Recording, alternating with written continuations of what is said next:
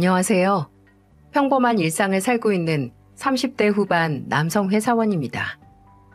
제 나이를 들으시는 분들에 따라서 저 나이에 무슨 사연이 있어서 여기까지 찾아왔나 의아하시죠? 저는 얼마 전까지만 해도 예비 아빠가 된 소식에 들떠 있다가 부모라는 무게에 대해 다시 생각하게 됐습니다. 당연히 자식은 부모를 섬기고 효도를 하는 게 맞지만 무조건 부모니까 자식이 잘해야 된다는 말은 잘못됐다는 생각이 들어요. 여기까지 보시고 호로 자식이라며 벌써부터 쓰디쓴 욕을 준비하시는 거 아니시죠? 세상에 있는 사람 개인 이름 숫자만큼이나 각자 사연 하나씩은 있다는 말 들어보셨나요? 지금부터 제가 하게 될 이야기는 처가에 대한 이야기입니다. 아내가 예쁘면 처가 말뚝에도 절을 한다는데 저는 결혼 전 굵은 소금 뿌려서 처가와 인연을 끊어버리고 시작했어요. 평범한 가정에서 자라 번듯한 직장인이 되기까지 큰 불화 없이 살아왔습니다. 교육에 열을 올리던 부모님도 아니셨고 그저 제가 하고 싶다는 일이 있다면 묵묵히 응원해 주시는 부모님 밑에서 올바르게 자랐어요. 하지만 세상에서 가장 어려운 게 평범하게 사는 거라고 하죠. 다 똑같이 삼시세끼 먹고 산다고 모두가 사람답게 사는 건 아니더군요. 이런 생각을 하게 된 것도 모두 아내와 연애를 시작하면서 느끼게 된 현실이었습니다. 제 아내는 저보다 2살 어리지만 배울 점이 참 많은 사람이었어요. 나이를 떠나서 저보다 더 어른스럽다는 생각이 종종 들 정도였습니다. 항상 고민이 앞서고 행동이 느린 제 옆에서 현명한 판단을 할 수 있도록 도움을 주는 사람이에요. 그래서 저는 처음에 단순히 아내가 책도 많이 보고 공부도 많이 한 사람이라 현명할 거라는 생각을 했었죠. 하지만 아내와 5년 정도 연애를 하면서 아내가 책이 아닌 가족들과 부딪히며 알게 된 인생이 있다는 걸 저도 알게 됐어요. 아내가 구김살도 없고 밝았기 때문에 자세히 몰랐는데 본격적인 결혼 이야기가 오고 가면서 알게 된 일들은 듣는 제가 다 마음이 아플 정도였습니다. 그 힘든 일 모두 견디고 멋지게 자라준 아내가 고마웠어요. 아내는 어린 시절 부모님의 이혼으로 불우한 환경에서 자랐습니다. 그래서인지 처음 결혼 이야기를 꺼냈을 때 아내는 결혼을 머뭇거렸어요. 연애 5년이면 믿음을 줬다고 생각했는데 결혼을 망설이는 아내를 보자 저는 답답했습니다. 그래서 아내에게 허심탄회하게 물었죠. 지수야, 너랑 만나면서 믿음을 주지 못했거나 혹시 실망하게 한 일 있어? 그런 문제가 아니야. 결혼이 마음 먹는다고 쉽게 할 수 있는 일이 아니잖아. 네가 생각하는 것처럼 쉽게 생각하고 말하는 거 아니야. 내가 오빠 탓을 하는 게 아니야. 그런 게 아니고 내 상황이 조금 복잡해서 그래. 저는 아내의 부모님이 어린 시절 이혼했다는 사실을 알고 있었어요. 이런 사실이 전혀 문제될 게 아니라고 생각했습니다. 솔직히 부모님이 같이 못 살겠다고 이혼을 하는데 아내가 무엇을 할 수 있었겠어요? 그래서 저는 전혀 개의치 않았어요. 그때는 아내가 저를 신뢰하지 못한다는 생각에 서운하기까지 했습니다. 그동안 아내와 연애하면서 싸워본 적도 없고 누구보다 잘 맞는 사이라고 생각했기 때문에 결혼까지 결심하게 된 거예요. 그런데 이런 저와 달리 머뭇거리는 아내를 보자 서운함이 확 몰려오는 게 아니겠어요? 그래서 제가 조금 퉁명스럽게 말하자 아내는 제게 쉽게 꺼내기 힘든 이야기를 해줬습니다. 아내는 차분한 목소리로 저를 보며 말했어요. 나는 부모님이 이혼하고 어렵게 자랐어. 오빠네 어머님처럼 다정하거나 자상한 사람도 아니야. 오히려 같이 안 살았던 아빠가 날 더 위해주고 챙겨주셨던 분이야. 그런데도 난 아빠가 아니라 엄마한테 시달리면서 살고 있어. 이 상황에 내가 어떻게 결혼을 쉽게 생각할 수 있겠어. 아내는 제게 한숨을 쉬며 이야기를 꺼내기 시작했어요. 저는 차분히 말하는 아내의 말을 손을 꼭 잡아주며 듣기 시작했습니다. 그때는 힘든 이야기를 나에게 털어놓고 의지할 수 있으면 좋겠다고 생각했어요. 그렇게 아내는 집안 이야기를 들려줬어요. 부모님의 이혼 후 새 식구만 살게 된 집에서는 장모님의 호통 소리가 떠난 적이 없다고 했습니다. 평소 장인어른에게 의지를 많이 했던 아내는 충격이 컸다고 했어요.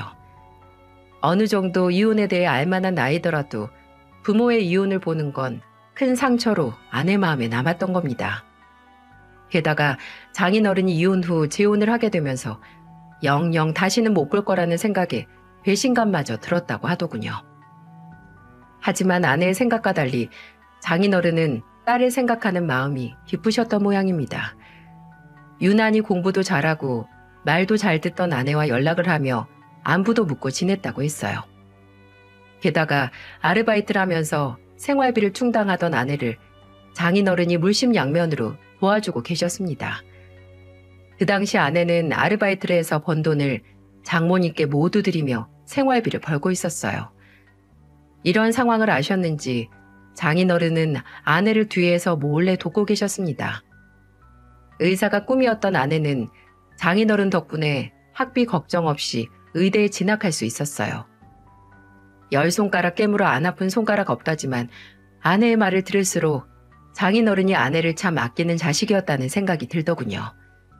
특히나 재혼을 하셨음에도 아내만 따로 챙겨주며 챙기실 정도면 아내를 많이 아끼시는구나 하는 생각이 들었어요. 이런 장인어른이 있었기에 아내가 잘 자랐구나 느낄 수 있었고요. 그리고 장인어른의 사랑에 보답하듯 아내는 정말 멋있고 바른 사람이었어요. 오히려 떨어져 살았던 장인어른을 아내가 많이 닮은 듯 보였습니다.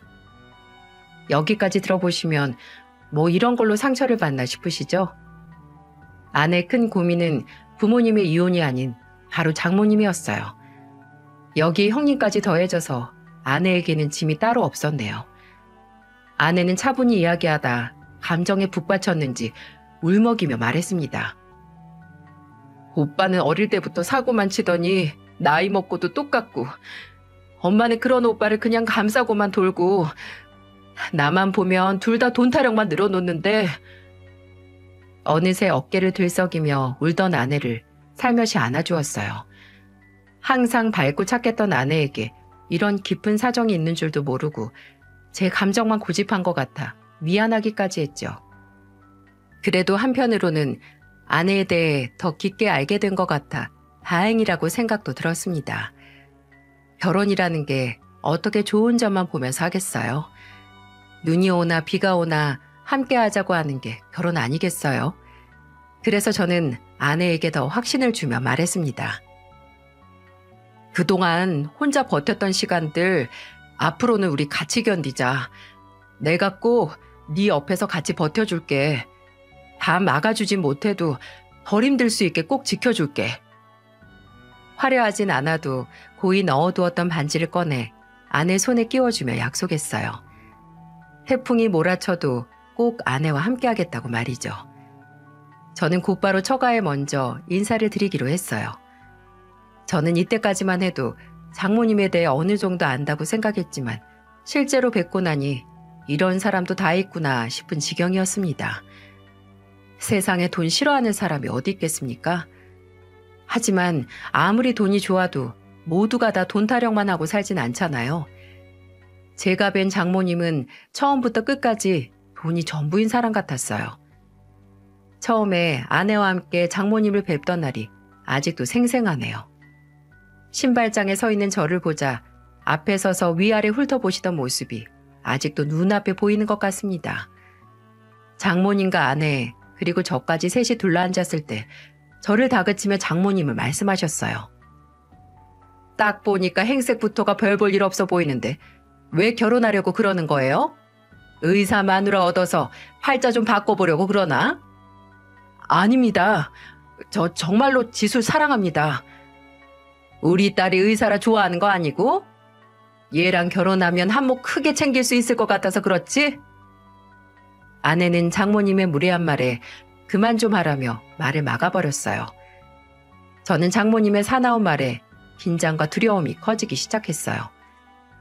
하지만 이어지는 장모님의 말들은 이해하기 힘들 정도였습니다. 회사원이 안정적인 거 말고 뭐 볼 일이 있어? 요즘은 정년도 못 채우는 사람이 수두룩하다는데 나중에 우리 딸한테 돈 받아서 생활할 생각하지 마. 애초에 의사랑 급이 안 된다니까. 어디 급 떨어지게 회사원이 감히 의사를 넘봐? 아내는 장모님의 말에 손사래를 치며 말렸어요. 저보다 더 화를 내는 아내를 말렸습니다. 장모님 입장에서 그럴 수도 있겠다 싶었는데 어딘가 이상했죠. 제가 회사원이라 별 볼 일 없다는 말과 계속해서 나중에 의사인 아내에게 손 벌리려는 거 아니냐며 저를 다그치셨거든요. 마치 제가 당연하게 아내에게 돈을 받아다 쓸 거라고 믿으시는 것 같았어요. 그래서 저는 장모님이 오해하실까봐 단호한 목소리로 말했습니다. 저 그렇게 못난 놈 아닙니다. 부부가 같이 살다 보면 좀 더 벌고 덜 벌곤 있겠지만 일방적으로 돈을 바라거나 하진 않을 겁니다. 그럼 나는 우리 딸밖에 없는데 제가 시집 가면 나는 뭐 먹고 사냐고. 장모님이 하신 말씀을 들어보자 저는 왜 그렇게 저를 반대하시는지 알 수 있었어요. 아내가 결혼을 하면 장모님께 더 이상 용돈을 주지 못할 것 같으니까 반대를 하시는 거였죠. 도무지 이해할 수가 없었어요. 아내는 그런 장모님 말을 끊으며 집을 나와버렸습니다. 저는 곧바로 아내를 따라 나갔어요. 아내의 의사 면허를 취득하고 의사가 되기까지의 고된 시간들을 알기에 저한테는 참 소중한 사람이었네요. 괜히 부족한 제가 아내를 힘들게 하나 싶기도 했고요. 저는 아내에게 결혼을 서두르지 말고 천천히 말씀드리며 진행하자고 했어요. 아내는 되려 저에게 너무 미안하다며 말하는데 그 모습이 안타까워 마음이 다 아팠습니다. 그리고 며칠 후 아내는 수척해진 얼굴로 핸드폰만 쥐고 있었어요. 저는 걱정스러운 마음에 물어보자 아내는 떨리는 목소리로 말했습니다. 엄마가 나 의사 되자마자 신용카드를 가져갔는데 카드값이 점점 많이 나와.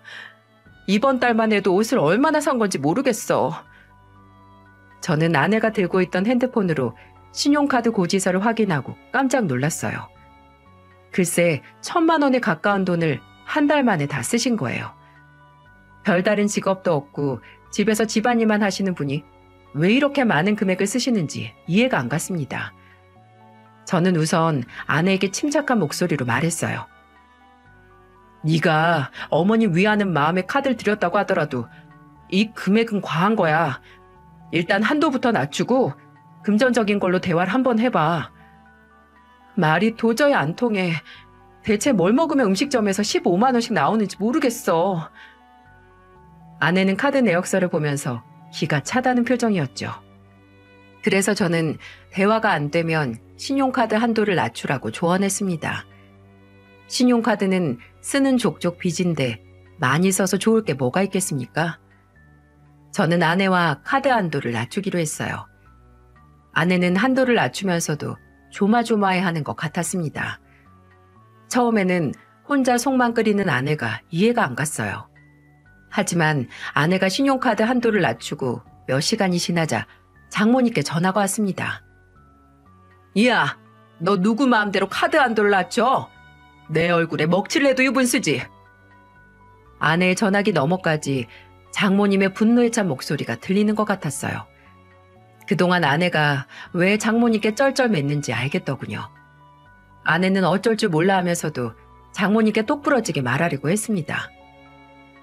매달 1,000만 원씩 쓰는 카드값을 내가 어떻게 다 부담해? 없으면 안 써야지. 그냥 의사도 아니고 피부과 의사가 돈 1,000만 원도 없다는 게 말이 된다고 생각해? 당장 한도 원래대로 만들어 놔. 안 그러면 병원 쫓아가서 확 다 엎어버릴 거야. 아내는 그만 좀 하라고 소리쳤지만 장모님은 막무가내였어요. 저는 아내의 전화기를 뺏어들고 아내 대신 장모님께 말씀을 드렸습니다. 장모님, 아무리 그래도 월에 1,000만 원은 너무 많이 쓰시는 거예요. 조금 줄일 필요가 있다고 생각해요. 현금을 모아둬야 급한 일 생기면 쓰죠. 급한 일? 무슨 일? 아, 니들 결혼하는 거? 안 봐도 비디오지. 나 돈 못 쓰게 하고 다 네가 가져가려고 그러는 거지? 나 죽어도 이 결혼 허락 못해. 지수 아빠 바람나서 이혼하고 내가 우리 딸을 얼마나 금이야 오게 키웠는 줄 알아? 절대 허락 못해! 장모님은 카드 한도가 낮아진 것에 대한 분노를 결혼 반대로 푸셨어요. 정말이지 장모님은 제가 아내와 돈 때문에 결혼하는 거라고 굳게 믿으시는 것 같았습니다. 미치고 환장할 노릇이지 않나요? 아무리 말해봐도 장모님은 그저 아내 돈이 본인 돈인 것처럼 아무것도 못하게 하려는 것 같았죠. 하지만 장모님은 이대로 멈출 뿐이 아니었어요. 어느 날 아내 피부과로 친구들을 여러 명 데려와서는 아내를 찾으며 이렇게 말했다더군요. 우리 딸이 여기 병원 의사야. 나 포함해서 내 친구들까지 공짜로 보톡스라도 놔줘요. 내가 돈이 없어서 여기 왔겠어? 우리 딸 자랑하려고 온 거니까 우리 딸 데려와. 장모님은 기어코 병원까지 쫓아가서 무료로 보톡스를 놔달라며 막무가내였대요. 정말 미치고 환장할 노릇 아닌가요? 세상에 어느 부모가 자식이 일하는 일터까지 찾아와서 난동을 부릴 수 있을까 싶네요. 장모님은 결국 병원 관리 보안팀에 의해서 쫓기듯이 나갈 수밖에 없었습니다. 아무리 돈이 없어도 일터로 찾아와서 난동을 부릴 줄은 몰랐어요. 아내도 많이 당황했는지 한동안 많이 힘들어했어요. 그런데도 장모님의 소비 생활은 멈출 줄을 몰랐습니다. 정말 이대로 가다가는 아무리 아내라도 장모님을 감당하지 못할 것 같았어요. 한도를 낮춰도 항상 한도가 넘치도록 쓰니 이걸 누가 감당할 수 있을까요? 너무 걱정스러워서 퇴근 후 아내 병원 앞에서 아내를 기다렸어요. 저는 섣불리 카드 한도를 낮추자고 제안했던 게 미안했습니다. 하지만 한도라도 낮추지 않으면 장모님은 돈을 물처럼 쓸 것 같았어요. 하지만 이런 사람이 장모님 한 명이어도 머리가 아픈데 처가 있는 복병이 한 명 더 있었습니다. 바로 형님이었어요. 학교 다닐 때도 사고만 쳤던 형님은 어른이 돼서도 문제거리였습니다. 그런데 제일 문제는 처가 식구들은 아내 돈을 너무 당연하게 생각한다는 거였어요. 솔직히 형님이 장모님 보고 배운 게 아닌가 싶을 정도였습니다. 돈이라도 맡겨둔 사람처럼 아내에게 당당하게 돈을 요구했어요. 그것도 형님은 아내에게 대출을 부탁한 겁니다. 이 모든 상황이 제 상식으로는 도무지 이해할 수가 없더라고요. 한 번은 이런 적도 있었어요. 제가 아내를 집에 데려다 주는 길이었는데 형님이 문 앞에서 아내를 기다렸다가 아내를 붙들고 다급한 목소리로 이런 말을 하더군요. 나 이번이 정말 마지막이야. 네가 7천만 원만 대출 받아주면 사업 시작해서 자리 잡고 2년 안에 꼭 갚을게. 제발 부탁이야. 저번에도 마지막이라면서 돈 가져갔잖아. 대체 왜 그래? 그냥 회사를 다녀. 오빠는 사업할 만한 배포도 없는 사람인데 왜 자꾸 사업에 손을 대려고 해? 너도 알잖아. 이제 애도 태어날 텐데 자리 잡고 번듯하게 인사드리고 싶어서 그래. 그럴수록 더더욱 번듯한 회사를 가는 게 맞지. 사업이 무슨 소꿉놀이도 아니고 번개불에 콩 굽듯이 가능할 것 같아? 아내는 날카로운 목소리로 형님을 쏘아붙이며 말했어요. 그러자 형님은 말로는 더 이상 안 되겠는지 그 자리에서 무릎을 바로 꿇는 게 아니겠어요? 저는 갑자기 벌어진 상황에 놀라고 말았어요. 저도 이렇게 놀랐는데 모진 말을 뱉었던 아내는 당황한 표정이 역력했습니다. 형님은 아내의 팔을 붙들며 애원하듯 말했어요. 지수야, 나 정말 한 번만 도와줘. 너도 알다시피 나 곧 애기도 태어날 테고 결혼도 해야 되는데 당장 취업도 안 되는 거 네가 제일 잘 알잖아. 진짜 마지막이야. 사람 하나 살린다 생각하고 제발 나 좀 살려줘. 내가 2년 안에 무슨 일이 있어도 꼭 갚을게. 아내는 애원하는 형님의 모습을 보자 눈에 눈물이 그렁그렁 맺혀 있었어요. 그 모습을 보면서 마음이 아프기도 하고 답답하기도 했어요. 물론 가족끼리 도와줄 수 있으면야 좋지만 언제까지고 한없이 도와줄 순 없는 노릇이지 않습니까? 결국 아내는 형님의 마지막 부탁을 거절하지 못하고 도와주게 됐어요. 아내의 결정이 답답하긴 했지만 그래도 가족인데 어쩔 수 없구나 생각이 들었습니다. 어쩌면 세 식구 중에 2명이나 이럴 수 있지 싶을 만큼 경악이었어요. 그래도 전 아내가 장인어른께 인사드리러 가자는 말에 내심 반가웠습니다. 사실상 한 지붕 아래 같이 살아도 도움 안 되던 장모님 형님과는 다르게 장인어른은 한결같이 아내를 지지해주며 한결같이 뒤에서 돕던 등대 같은 분이니까요. 처음으로 장인어른을 뵙던 날 저는 한껏 긴장한 채 약속 장소로 아내와 함께 갔습니다. 왠지 장모님을 뵙던 날과는 마음이 조금 달랐어요. 아내는 너무 긴장하지 않아도 된다고 장모님과는 다르다며 저를 안심시켜줬지만 긴장은 좀처럼 풀리지 않더군요. 이런 걱정과 달리 아버님은 중후한 인상에 인자 미소로 저를 반겨주셨어요. 룸으로 된 식당으로 들어가자 장인어른은 저를 보며 손을 내밀고 악수를 청하며 인사를 건네주셨어요. 반가워요. 우리 딸이 그렇게 오래 연애해도 얼굴 한번 보기가 어려웠는데 생각대로 인상 좋고 훤칠한 청년이네. 과찬이십니다. 저도 말씀으로만 듣다 이렇게 뵙게 되니까 정말 영광입니다. 장인어른과 기분 좋은 인사를 나누고 자리에 앉았어요. 정말 장모님을 뵐 때랑은 분위기나 인상이 확 달랐습니다. 어서 식사부터 하라며 이것저것 챙겨주시는 장인어른을 보자 아내도 활짝 웃으며 기분 좋은 식사를 할 수 있었어요. 아내가 이렇게 편안한 미소로 장난도 치며 밥을 먹는 걸 보니 장인어른께서 그동안 얼마나 아내를 아껴줬는지 알 것 같았습니다. 자주 왕래하며 아내를 물심양면 챙겨주신 장인어른이 저를 어떻게 보실지 너무 떨렸어요. 이미 한 차례 장모님께 별별 소리를 다 들었던 터라 괜히 긴장이 된 상태였죠. 그럴 뿐이 아니라는 걸 알아도 걱정이 됐지만 이내 이어진 장인어른의 말씀은 저를 부끄럽게 만들었어요. 장인어른은 저를 보시며 단호한 목소리로 말씀하셨죠. 우리 딸 씩씩해 보여도 속에는 상처가 많네. 너무 어릴 때 이혼을 해서 그런지 아빠 정도 모를 거야.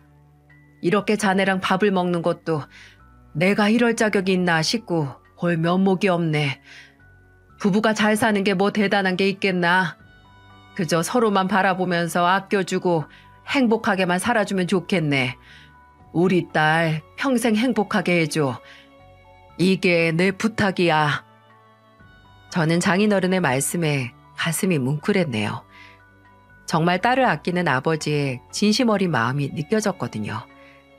눈빛만 봐도 강단 있으시고 멋스러운 분위기의 장인어른의 모습은 제가 봐도 너무 멋있는 모습이셨어요. 장인어른은 사업을 하셨는데 바쁜 와중에도 아내의 일이라면 열일 제치고 뛰어오셨죠. 저는 그런 장인어른의 진심을 알기에 힘있는 목소리로 다짐하듯 말씀드렸습니다. 제가 장인어른만큼은 못하더라도 꼭 제 자신보다 더 아끼며 행복하게 만들어주겠습니다. 걱정 마세요. 자네라서 내가 믿음이 가는 것 같아. 나 말고 자네 장모는 만나봤나? 어떤 것 같나? 갑작스런 장인어른의 난감한 질문에 당황했지만 제 솔직한 심정을 잘 전달드리고 싶었어요. 그래서 잠시 생각을 정리한 뒤 장인어른을 보며 말씀드렸어요. 솔직한 말씀을 드리자면 장모님은 저를 탐탁지 않아 하십니다. 저는 일반 회사원이고 지순 의사라서 그런지 급이 안 맞는다고 너무 싫어하세요. 그런데 또 한편으로 생각해보면 돈이 문제인 것 같기도 해요. 장인어른께 어렵게 드린 말씀인데 장인어른은 무릎을 탁 치며 말했습니다. 결혼하면 그 집안 지원부터 다 끊어버려. 낭비벽이 얼마나 심한지 돈은 한 푼 벌 줄도 모르면서 한 달에 1,000만 원씩 쓰는 사람이야. 하루 종일 집에 있으면서 애들 보지도 않고 요즘에는 뭐 내가 바람나서 이혼한 거라고 떠들고 다닌다니까. 내가 속이 터져서. 바람은 그 여자가 핀 거고 나는 아주 그 여자랑 엮이면 피가 마르는 것 같아. 만난 후 내내 차분한 목소리로 말씀하시던 장인어른은 격앙된 목소리로 그동안 억울함을 토로하셨어요. 장모님을 보면서 어느 정도 예상했던 부분들을 장인어른을 통해서 확인하게 된 거예요. 솔직히 장모님보다는 장인어른에게 신뢰가 많이 갈 수밖에 없었습니다. 그간의 살아온 세월이 장인어른에게 믿음을 더해줬어요. 사실 옆에서 잠깐만 봐도 장모님과 장인어른은 정반대처럼 보였으니까요.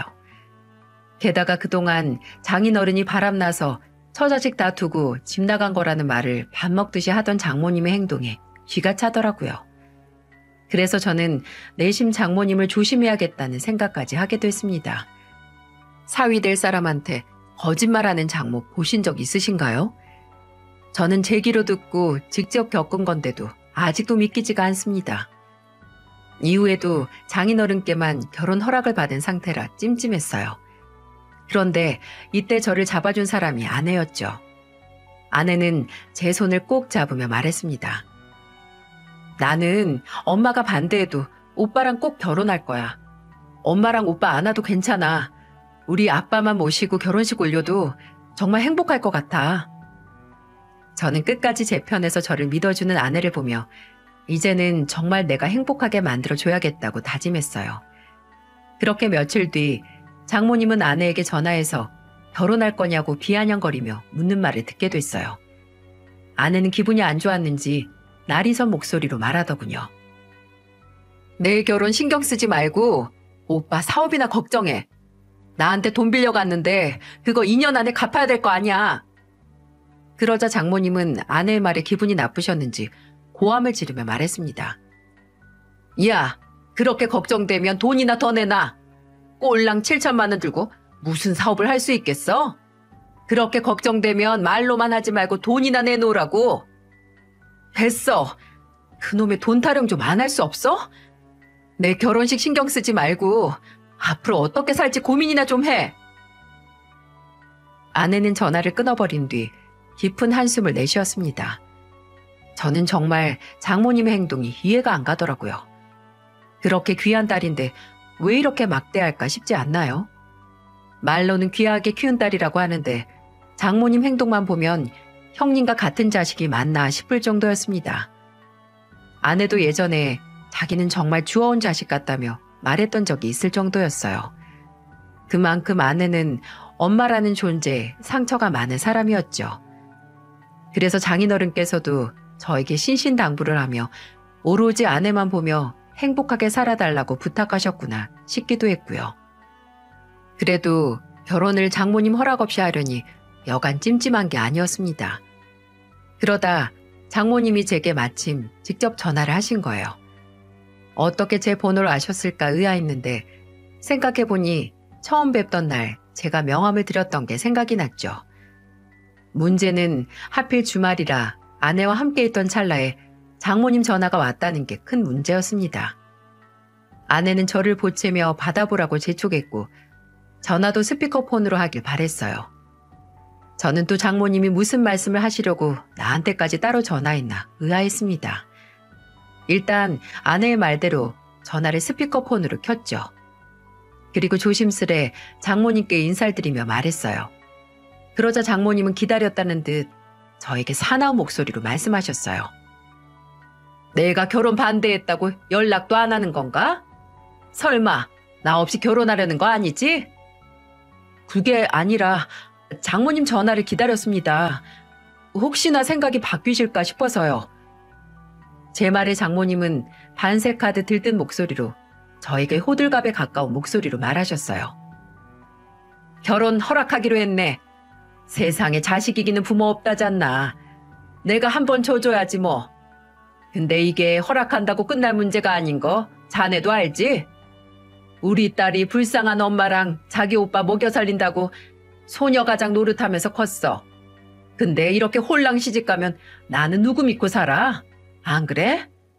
그러니까 현금 1억에 작은 아파트 하나 준비해주면 더 이상 손 안 벌리고 10원짜리 한 장 안 바랄게. 충분하잖아. 솔직히 의사 연봉이 적어도 1, 2억은 나올 텐데 이것만 해결되면 절대 돈 달라는 말 안 해. 나 진짜 약속해. 정말 황당했어요. 이렇게 노골적으로 원하는 돈과 아파트를 말씀하시는 장모님의 태도에 황당하기까지 하더군요. 그래서 저는 옆에 아내가 있다는 것도 잊은 채 장모님께 말씀드렸어요. 장모님, 이건 좀 너무 과한데요?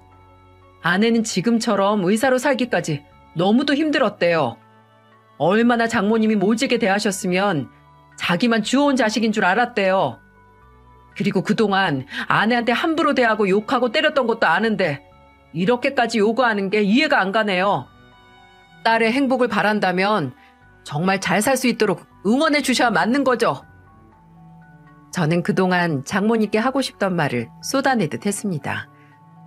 아내는 장모님만 생각하면 두렵고 무섭다고 할 정도로 폭언과 폭행에 시달렸다는데 장모님은 아내 키우느라 힘들었다는 말씀이 이해가 안 갔어요. 그래서 내내 장모님께 하고 싶던 말을 이번 기회에 쏟아냈죠. 그러자 장모님은 저의 예상 밖의 반응에 당황하셨는지 잠시 말이 없으시다 이내 곧 화가 잔뜩 난 목소리로 말씀하셨어요. 너 결혼하기 싫어? 나도 딸 장사해야 될 거 아니야? 싫으면 갈라서던지. 다시 한번 내가 말하는데 내가 말했던 거 안 해주면 절대 이 결혼 못하는 줄 알아. 저는 당당한 장모님의 목소리에 귀가 찼습니다. 정말 어디까지 뻔뻔해지실 건지 궁금하더라고요. 그때 옆에서 듣고 있던 아내는 장모님의 딸 장사 발언에 그동안 꾹 눌러왔던 화가 폭발하고야 말았어요. 스피커폰으로 듣고 있다 한 대 맞은 듯한 표정이었어요. 결국 아내는 참지 못하고 핸드폰을 뺏어들고 장모님 말씀에 반격을 하기 시작했어요.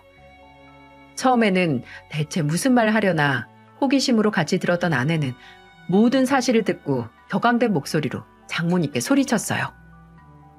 엄마 미쳤어? 정말 딸 가지고 장사하려는 생각이야? 내가 말했었지. 한 번만 더 나한테 돈 요구하거나 말도 안 되는 걸로 힘들게 하면 엄마 딸 안 한다고 경고했잖아. 이제는 나도 모자라서 사위한테까지 현금에 아파트까지 요구해? 미쳤어? 그동안 번 돈 엄마랑 오빠한테 이리저리 돈 다 뺏겨서 나 돈 하나 없는 개털이야. 나 진짜 이 사람이 얻은 아파트에 몸만 들어간다고. 그런데 이제는 아파트 달라고 하는데 내가 가만히 있게 생겼어? 야, 내가 그동안 너 키워준 게 얼만데 이제 와서 말을 함부로 해. 은혜도 몰라? 어? 아내는 장모님의 발언에 기가 찬 듯 헛웃음을 쳤어요. 제가 듣기에도 장모님 말이 참 우습긴 했습니다. 아내는 점점 더 커진 목소리로 장모님을 향해 소리쳤어요. 엄마가 키워줬어? 살기만 같이 살았지. 아빠가 등록금에 생활비까지 다 해줬으니까 내가 이만큼 사는 거야. 아빠 덕분에 의사 된 거 잊었어? 엄마는 내가 아르바이트 했던 돈도 다 가져갔잖아. 구박하고 핍박 줄 때는 언제고 이제 와서 날 키웠대? 그거야 네가 경제관념이 없을까 봐 내가 도와준 거잖아. 이게 지금 엄마한테 대드는 거야? 오빠는 엄마한테 대들면서 돈 뺏어가니까 오빠는 무섭고 난 만만했어? 나는 엄마 불쌍하니까 화 한 번 안 내고 도와준 거야. 오빠처럼 행동하면 엄마가 힘들어할까 봐 참고 산 거라고. 근데 이제 도저히 안 될 것 같다. 나 결혼하면서 엄마랑 인연 끊을 테니까 나한테 10원짜리 한 장 바라지 마. 내가 준 신용카드도 정지시킬 거고 오빠한테 빌려준 7천만 원 지구 끝까지 쫓아가서 받을 테니까 무조건 갚아. 정말 이런 거머리 같은 집안 꼴도 보기 싫으니까 다시는 나타나지 마. 아내는 전화기를 끊어버리고는 목 놓아 울었어요. 그동안 속에 쌓인 말을 털어내도 얼마나 속이 상했겠습니까? 아무리 미운 엄마지만 모진 말을 내뱉고 마음이 많이 힘들 것 같았어요. 그런데 이런 상황도 모르고 장모님은 끊겨버린 전화에 계속해서 전화를 했습니다. 저는 아예 전화기를 꺼버리고 목 놓아 우는 아내를 달래줬어요. 그리고 조금 진정된 아내를 달래며 이렇게 말했어요.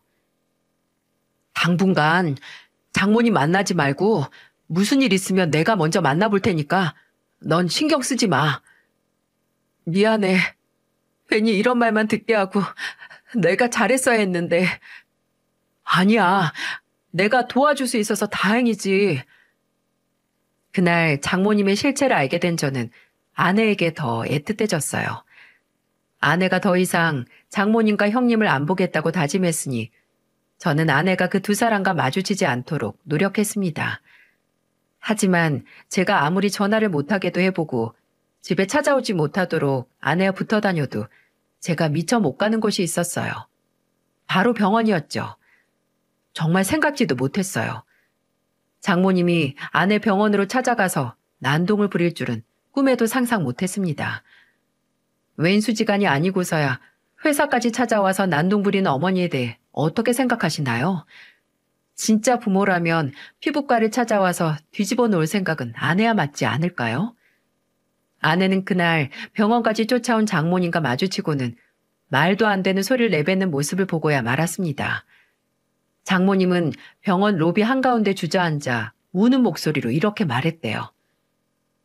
자식 열심히 키워서 의사 만들어 놨더니 먹고 살만하니까 은혜를 부르러 갚는 이런 딸이에요. 그 딸년이 지금 이 병원에서 뻔뻔한 얼굴로 진료하고 있다고요. 아이고, 아이고, 나 억울해서 못 살아. 자식 키워봐야 소용없다더니 엄마는 죽거나 말거나 관심도 없고 이 나쁜 놈의 자식. 이런 말도 안 되는 소리를 내뱉으며 병원에서 난동을 부린 거예요. 다행히 병원 측에서 사람을 불러 쫓아냈지만 아내는 말도 안 되는 소리를 하다가 나간 장모님을 보며 속이 터져야만 했습니다. 그리고 그때 다짐했다고 해요. 정말 이 집 구석과 인연을 끊어야 자기가 살 것 같다고 느꼈대요. 정말 듣기만 해도 저런 엄마랑은 못 살 것 같지 않습니까? 저는 지금 생각해도 등골이 오싹하네요.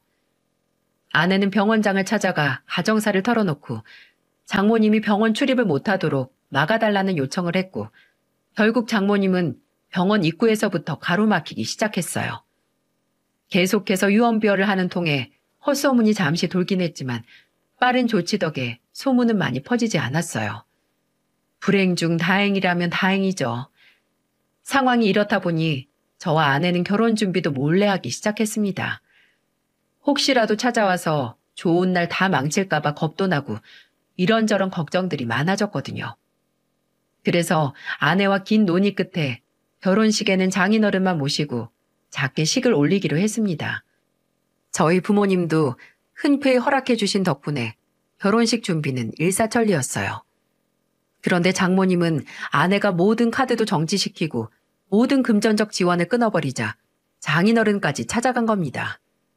정말 저 열정으로 일을 했다면 혼자서도 충분히 사셨을 뿐이에요. 장모님은 장인어른을 찾아가서 손가락질을 하면서 말했다고 합니다. 네가 내 딸 조종하고 있는 거지? 어? 나 돈도 주지 말고 혼자 궁상 떨다가 굶어 죽게 하라고 시켰어? 말도 안 되는 억지를 부리는 장모님의 말에 장인어른도 참았던 화가 폭발했고 장모님 뺨을 때리며 소리쳤어요. 네가 그러고도 엄마야? 짐승도 자기 새끼는 알아본다는데 넌 어쩜 나이를 먹어도 자식 놓고 장사를 하려고 해. 내가 너 이러는 거에 지긋지긋해서 이혼한 거야. 알긴 알아? 나는 그동안 참을만 해서 참은 줄 알아? 내 딸 가슴에 또 대못 박을까봐 참았던 거야. 너 다시는 지수 앞에 나타나지도 말고 다시는 얼씬도 하지 마. 장인어른이 장모님 뺨까지 내리치면서 화를 내자 장모님은 당황하며 깨갱하더군요. 이런 반응까지는 예상 못하셨을 것 같았어요. 워낙 점잖으신 분인 장인어른이 그렇게까지 화냈다는 소식을 듣고 저도 많이 놀랐거든요. 그렇게 쫓겨난 장모님은 본전도 못 찾고 줄행랑을 쳤다네요.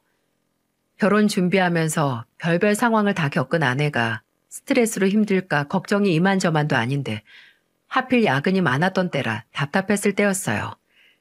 그런데 저희 어머니께서 선뜻 아내를 따로 불러 밥을 차려주시며 정말 친딸처럼 손을 잡고 아내에게 이런 말씀을 하셨다고 하네요.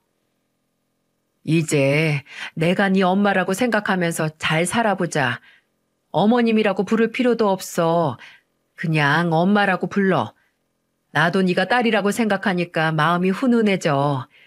이런 똑부러진 딸 하나 있으면 소원이 없겠다 했는데 난 이제 이렇게 예쁜 딸 생겨서 죽어도 여한이 없다. 어머님 감사드려요. 결혼 준비하는 동안 소란만 일으켜서 마음이 불편했어요. 그 집안은 이제 잊어라. 여기가 이제 네 집이나 다름없어. 앞으로 우리 정말 행복하게 잘 살아보자. 이 엄마가 잘해줄게. 저희 어머니는 아내에게 정신적으로 큰 힘이 되어 주셨어요. 그 덕분에 아내도 힘이 생겼는지 자신감도 생기고 활기가 도는 것 같았어요. 아내와 어머니는 자주 만나서 쇼핑도 하고 맛있는 것도 먹고 여행도 자주 다닐 정도로 가까워졌습니다. 결혼식은 저희 부모님과 장인어른, 주변 친한 지인 몇 분만 모시고 작게 올렸지만 세상에서 제일 행복한 하루였어요. 괜히 장모님 귀에 결혼식 장소가 알려질까봐 노심초사했지만 힘든 일 같이 이겨내니 앞으로 더한 일도 이겨낼 수 있을 것 같네요. 지금은 아내와 둘이 정말 행복하게 잘 살고 있답니다. 처가를 완전히 차단하고 나니까 아내가 불면증도 사라지고 소화불량에 시달린 것도 많이 사라졌어요. 그동안 스트레스가 심했는지 편두통에 소화불량에 불면증까지 있었던 사람이었거든요. 한결 편해진 아내를 보니 저조차도 너무 편안하네요. 가끔 장인어른도 뵙고 왕래하면서 아내도 많이 편안해 보였죠. 하지만 인연을 끊어버린 처가에도 마지막 해결점은 남아있었어요. 바로 형님한테 빌려줬던 사업자금 7천만 원이었죠. 아내와 몇 번 이 돈에 대해 이야기를 해봤어요. 저는 덤덤히 아내에게 물어봤습니다. 근데 그 돈 받을 수 있을까? 말이 좋아 사업자금이지. 사업에 사자도 모르는 사람이 뭘 해먹겠어? 그냥 그 돈으로 전세 자금이라도 쓰라고 빌려준 건데 분명히 다 날려먹고 집이고 뭐고 없을 거야. 그래도 받긴 받아야 할 텐데. 근데 내 생각에는 그 돈으로 사람 걸러냈다 생각하고 잊어버리자. 법적으로는 가족끼리 빌려준 돈이라 받기 힘들 것 같아. 저는 아내를 다독이며 말했어요. 돈보다 더 이상 아내가 처가와 관련된 일로 스트레스 받으며 힘들어하는 걸 보는 게 저는 더 고통스러웠습니다.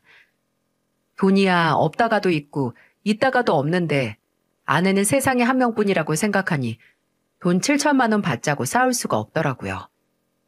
게다가 안 봐도 비디오라는 말처럼 돈 다 잃고 거지처럼 살고 있을 게 뻔했거든요.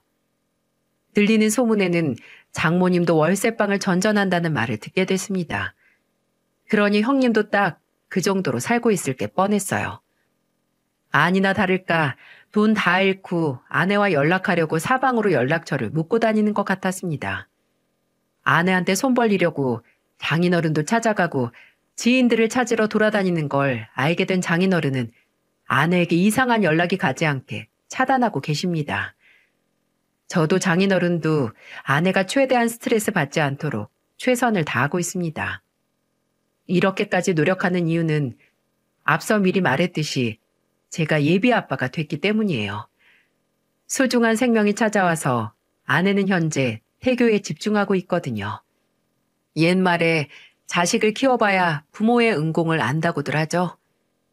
아내가 지나가는 말로 이런 말을 한 적이 있어요.